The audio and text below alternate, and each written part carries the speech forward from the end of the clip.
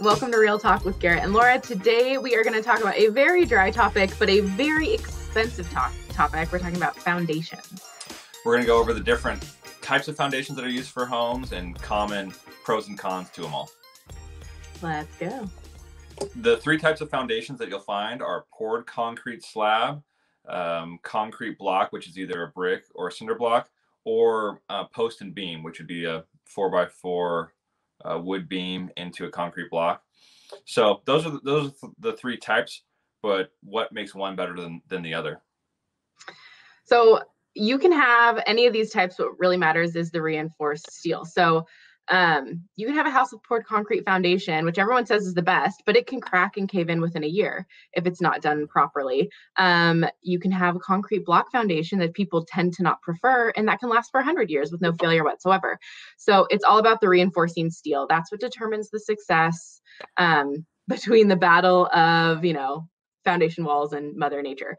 So basically, you have to make sure that the walls of your foundation can resist the horizontal forces of the wet soil. That's right.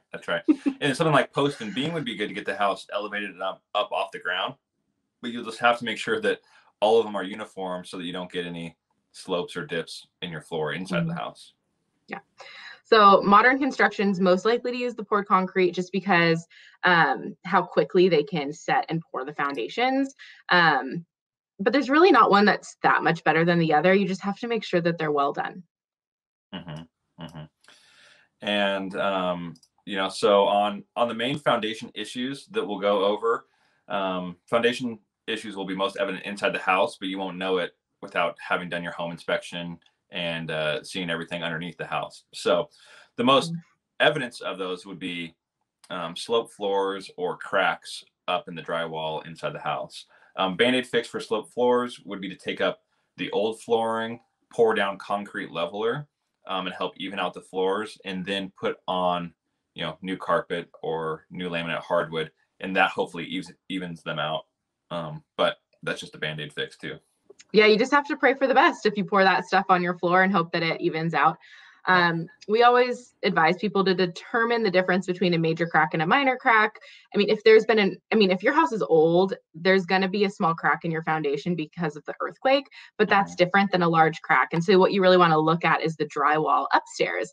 So if there's a small crack in your foundation, you want to check the drywall. There are going to be small cracks in some places because of settling, but you just want to make sure that it's not lining up with the crack downstairs. If it does, then you'd want to bring in someone to take a look at it. That's right. Yeah, it's definitely worth bringing in reinforcements like a structural engineer to look at, especially too if you're going to be listing your house for sale. You'll want to have some sort of documentation saying, here's the cost of repairs, here's the warranty that could transfer with it, because left with no information, buyers are always going to think the worst case scenario and end up running away from buying the house because they don't know about the foundation issues. Yeah. A lot of homes have slope floors at varying degrees. So we can just help you determine the difference between a deal breaker or not, basically. That's right. Well, that's all for this time on Real Talk with Garrett and Laura about foundations. Let us know any questions, any topics that you want to hear. I'd love to hear from you. Yep. Thanks for tuning in, everybody. See you next time.